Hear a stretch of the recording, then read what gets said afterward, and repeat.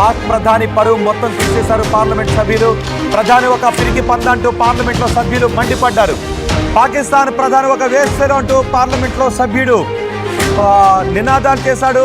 India దాడితో Pakistan ప్రధాని పారిపోయాడు అంటూ వాళ్ళ చట్టసభల్లోనే మాట్లాడుతున్నారు. ఒక్కసారి ఆ చట్టసభ సభ్యుడు ఏం మాట్లాడాడో విందాం.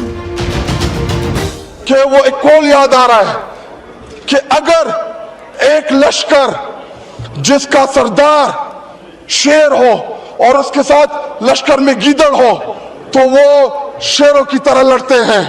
अगर शेरों का लश्कर उसका सरदार गीदड़ हो तो वो नहीं लड़ सकते, वो जंगे हार लेते हैं.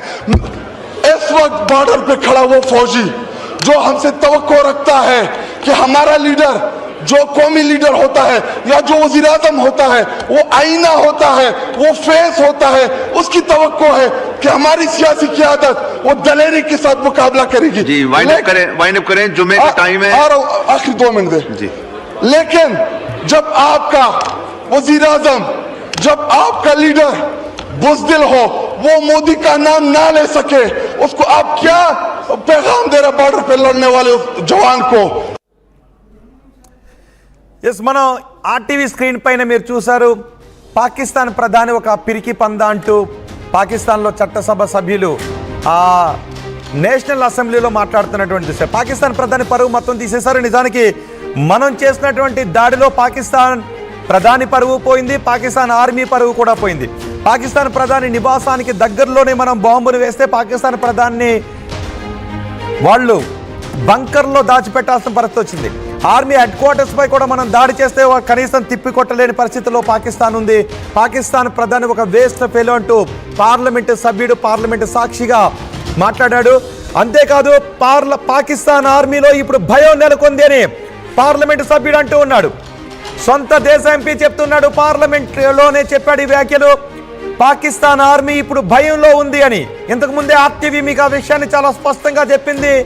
పాకిస్తాన్ ప్రధాని వణికిపోయాడు, పాకిస్తాన్ ప్రధాని బంకర్లో ఏడుస్తున్నాడంట అనే విషయాన్ని, పాకిస్తాన్ ఆర్మీలో వణుకు మొదలైంది అనే విషయాన్ని కూడా చెప్పింది. చూసారా మేం ఏం చెప్పామో ఇప్పుడు ఆ పాకిస్తాన్ ఎంపీ కూడా అదే మాట్లాడుతున్నాడు. కొద్దిసేపటి క్రితం ఆర్టీవీ ఇదే విషయాన్ని చెప్పింది. పాకిస్తాన్ పాలకుల్లో, పాకిస్తాన్ సైనికుల్లో భయం కనిపిస్తోందని. ఈ ఎంపీ కూడా అదే మాట్లాడాడు. పాకిస్తాన్ సైన్యం ఇప్పుడు భయంలో ఉంది అని మాట్లాడుతున్నాడు. శ్యామ్ ప్రసాద్ గారు, పాకిస్తాన్లో ఎంపీ మాట్లాడిన మాటలను ఎలా చూడాలి? పాకిస్తాన్ ప్రధాని ఒక వేస్ట్ ఫెలో అన్నాడు, పాకిస్తాన్ ఆర్మీ ఇప్పుడు భయంలో ఉంది అని అన్నాడు.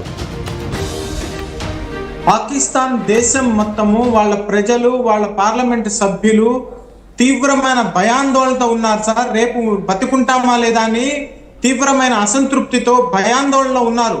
వాళ్ళు ఈ స్థితిని వాళ్ళంతట వాళ్ళుగా కొని తెచ్చుకున్నారు. మరొక విషయం, మన వీర తెలుగు జవానికి మనస్ఫూర్తిగా నా శ్రద్ధాంజలి ఘటిస్తున్నాను. మన తెలుగు వారి ధైర్య సాహసానికి చాటి చెప్పాడు. తన త్యాగం ఊరికే పోదు. ఒక విషయం గుర్తించండి, ఏ సైనికుడి ఫ్యామిలీని అడగండి, వాళ్ళ భార్య పిల్లల్ని, వాళ్ళకి చదువులకి ప్రతి సంవత్సరం మారాల్సి వస్తుంది. లేదు ఇంటి దగ్గర చదువుకుంటే వాళ్ళ నాన్న 6 నెలలకో 3 నెలలకో సంవత్సరానికి ఒకసారి కలుస్తారు. అంత త్యాగాలు చేస్తే ఈ రోజు భారతదేశం ఇంత ధైర్యంగా, నిన్న ధర్మశాలలో లైట్లు ఆపేస్తే భారత్ మాతాకి జై అని బయటకు వెళ్ళారు కొన్ని వేల మంది ప్రేక్షకులు. కానీ పాకిస్తాన్లో ఏం జరుగుతుంది? వాళ్ళ ఎంపీలకే ధైర్యం లేదు వాళ్ళ ప్రభుత్వం మీద. స్వయం కృతాపరాధం, అంతకంత అనుభవిస్తారు. రైట్. కానీ అంటే ఏం జరగబోతుంది? పాకిస్తాన్ ప్రధాని ఒక అసమర్థుడు, పాకిస్తాన్ని కాపాడలేకపోతున్నాడు, భారత ప్రభుత్వం నుంచి వస్తున్న డ్రోన్లను ఆర్మీ ఆపలేకపోతోందని. అంటే పాకిస్తాన్ ప్రధాని పరువును మొత్తం ప్రపంచవ్యాప్తంగా తీసేసినట్టేగా. అఫీషియల్ గా పార్లమెంట్ లోనే తీసేశారు సార్. మీరు నేను తీసేయడం ఏంటి? వాళ్ళ సొంత పార్లమెంట్ సభ్యులే ప్రపంచం అందరి ముందు పరువు తీసేశారు. అంటే ఏంది? ఒక ప్రధానిగా తన దేశాన్ని పరిపాలించడానికి అసమర్థుడు రాజీనామా చేసేయడమే. ఆయన మీద దేశద్రోహం కేసు పెట్టినా నేనేం ఆశ్చర్యపోను. అంటే అతను పదవి నుంచి దించి గతంలో నవాజ్ షరీఫ్కి వీళ్ళకి జరిగినట్టుగా, ఇప్పుడు ఇమ్రాన్ ఖాన్కి జరిగినట్టుగా ఇప్పుడు ఈ పిఎంను కూడా జైలుకి పంపించే అవకాశాలు ఉన్నాయంటారా? అంతే కదా సార్, ఆ తానులో దారమే కదా, నవాజ్ షరీఫ్ తమ్ముడే కదా తను. వేకెన్సీలో సీట్ వచ్చింది. ఇమ్రాన్ ఖాన్ కి ఎక్కువ సీట్లు వస్తే అతన్ని ప్రధానమంత్రి చేయకూడదన్న ఏకైక నిర్ణయం కోసం వీళ్ళందరూ దొంగలు కలిసి ఊళ్ళు పంచుకున్నారు సార్. రైట్, నిజానికి అక్కడ ఇప్పుడున్న పరిస్థితిని ఎలా చూడాలి? మన దేశంలో పార్టీలకు అతీతంగా ప్రభుత్వానికి సైనికులకు మద్దతు పలుకుతున్నాం. అక్కడ ఇప్పుడు సైనిక చీఫ్ ఏమైపోయాడో తెలియదు, అరెస్ట్ చేశారని కొంతమంది అంటారు, పారిపోయాడని మరికొంతమంది అంటారు, కొంతమంది సైనికులు రాజీనామాలు చేస్తారు, పార్లమెంటు సభ్యులేమో అసమర్థ ప్రధాని మా సైన్యం వణికిపోతుందని అంటారు. వాళ్ళ ఇప్పుడు పార్లమెంట్లోనే మా సైన్యం భయపడుతోంది అనేటటువంటి మాట మాట్లాడాడు అంటే ఓకే, ప్రధాని తిట్టాడంటే రాజకీయ కారణాలు అనుకోదు, మా సైన్యంలో భయం కనిపిస్తోంది అని అన్నాడు అంటే వాళ్ళ సిచ్యువేషన్ ఏ విధంగా అర్థం చేసుకోవచ్చు అంటారు? చూడండి, మీరు ఎంత మంచి మాట చెప్పారు. ఇటు సైడు మన నిన్న ఆల్ పార్టీ మీటింగ్ లో జరిగితే అందరూ ముక్త కంఠంతో ప్రభుత్వాన్ని సమర్థించారు. ప్రభుత్వం తన తీసుకున్న చర్యలందరినీ ప్రతి ఒక్కరిది ఎల్ఓపితో సహా, ప్రతిపక్ష పార్టీలతో సహా, మిత్రపక్షాలతో సహా అన్నటి ముందు ఐకమత్యంగా మనం ముందుకెళ్తున్నాం. ఇక్కడ భారతదేశం ఆపరేషన్ సింధూర్. మరోవైపు ఏం జరుగుతోంది? అక్కడ వాళ్ళ పార్లమెంట్ లో మీటింగ్ కు పిలిస్తే మెంబర్లు రావటం లేదు, ప్రధానమంత్రికి మెజారిటీ లేదు, ఆర్మీ చీఫ్ కి బుర్ర లేదు. What a shame. ఒక్కసారి మళ్ళీ మరొకసారి విందాం. ఇప్పుడు మీకు ఆర్టీవీ స్క్రీన్ పైన ఒకటి చూడబోతున్నారు. ఉదయం నుంచి మేము చెప్పినటువంటి మాటల్నే ఇప్పుడు పాకిస్తాన్లో పార్లమెంట్ సభ్యుడు మాట్లాడాడు. పాకిస్తాన్ ప్రధాని భయపడ్డాడు, వణికిపోయాడు, ఏడ్చాడు అని కూడా మేము మీకు చెప్పాం. పాకిస్తాన్ సైన్యం కూడా ఇప్పుడు భయపడుతోంది అనే విషయాన్ని మేము మీకు ఉదయమే చెప్పాం. ఇప్పుడు పాకిస్తాన్ చట్టసభ సభ్యుడు అదే విషయాన్ని చట్టసభలో చెప్పాడు. మీరే వినండి ఒకసారి పాకిస్తాన్లో చట్టసభ సభ్యుడు ఏమన్నాడు.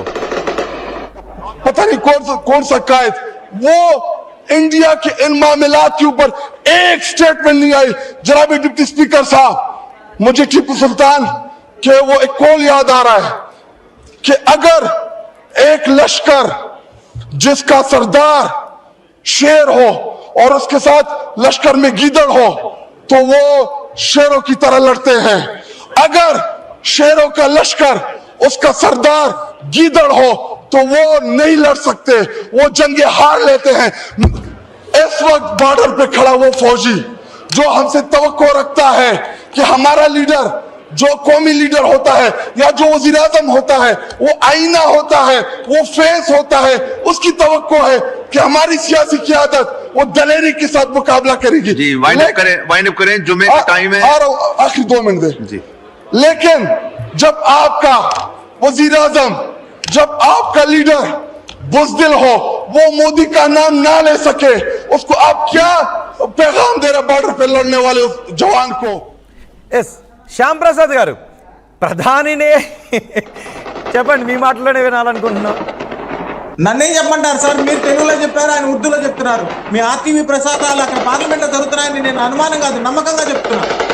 మీరు చెప్పిన మాటలు తెలుగులో చెప్పిన, ఆయన ఉర్దూలో చెప్తున్నారు. ఉదయం కూడా ఆర్టీవీ అదే చెప్పింది. పాకిస్తాన్ ప్రధాని ఏడుస్తున్నాడు, పాకిస్తాన్ ప్రధాని భయపడిపోయాడు, ఆ మిసైల్ శబ్దం విన్న తర్వాత వణికిపోయాడంట, ఆర్మీయే పాకిస్తాన్ ప్రధాని ముఖంలో భయాన్ని చూసిందంట అనే విషయాన్ని కూడా మేము చాలా స్పష్టంగా చెప్పాం. ఇప్పుడు ఈ చట్టసభ సభ్యుడు కూడా అదే విషయాన్ని చెప్తూ ఉన్నాడు. ఇందాక చంద్రమౌళి గారు చెప్పినట్టు, మీరు చెప్పిన తెలుగు అంతా పూర్తిగా అనువదించి ఉర్దూలో చెప్పడం లేదని గ్యారెంటీ ఏమిటి? ఇది నా ప్రశ్న. కరెక్ట్. ఇచ్చిన బ్రేకింగ్ న్యూస్ నేను ఇప్పుడు మీకు చెప్పబోతున్నాను. పాక్ ప్రధాని పరువు మొత్తం తీసేశారు పార్లమెంట్ సభ్యులు. ప్రధాని ఒక పిరికి పందంటూ పార్లమెంట్లో సభ్యులు మండిపడ్డారు. పాకిస్తాన్ ప్రధాని ఒక వేశ్యలు అంటూ పార్లమెంట్లో సభ్యుడు నినాదాలు చేశాడు. ఇండియా దాడితో పాకిస్తాన్ ప్రధాని పారిపోయాడు అంటూ వాళ్ళ చట్టసభల్లోనే మాట్లాడుతున్నారు. ఒక్కసారి ఆ చట్టసభ సభ్యుడు ఏం మాట్లాడాడో విందాం. कि वो एक कॉल याद आ रहा है कि अगर एक लश्कर जिसका सरदार शेर हो और उसके साथ लश्कर में गीदड़ हो तो वो शेरों की तरह लड़ते हैं। अगर शेरों का लश्कर उसका सरदार गीदड़ हो तो वो नहीं लड़ सकते, वो जंगे हार लेते हैं। इस वक्त बॉर्डर पे खड़ा वो फौजी जो हमसे तवक्को रखता है कि हमारा लीडर, जो कौमी लीडर होता है या जो वजीर आजम होता है, वो आईना होता है, वो फेस होता है, उसकी तवक्को है कि हमारी सियासी क़यादत वो दलेरी के साथ मुकाबला करेगी। जी, वाइंड अप करें, जुम्मे का टाइम है। आखिरी 2 मिनट दे जी। लेकिन जब आपका वजीर आजम, जब आपका लीडर बुज़दिल हो, वो मोदी का नाम ना ले सके, उसको आप क्या पैगाम दे रहे बॉर्डर पे लड़ने वाले उस जवान को?